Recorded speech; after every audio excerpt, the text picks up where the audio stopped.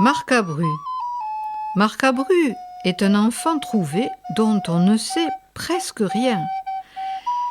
Cependant, il acquit son éducation auprès d'un seigneur lettré et suivit un troubadour appelé Cercamoun, qui fut celui qui l'initia au trouba.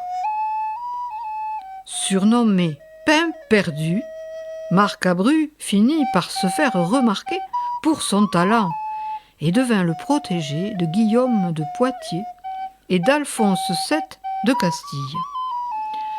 Voyageant beaucoup, il exerça ses talents au Portugal ainsi qu'à Barcelone. Farouche défenseur de la vertu, rien ni personne n'échappe à sa plume acérée. Parfois grossier et même injurieux, parfois très délicat, il est avant tout engagé et pourfend le vice où qu'il se trouve. Il semblerait d'ailleurs que, lassés par ses médisances, les seigneurs de Guyenne aient contribué à abréger ses jours.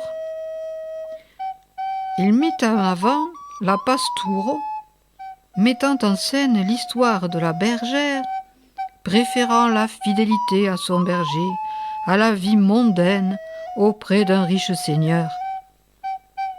Ce genre pastoral, encore très vivant à la fin du siècle dernier, est sans doute directement inspiré de la littérature arabe.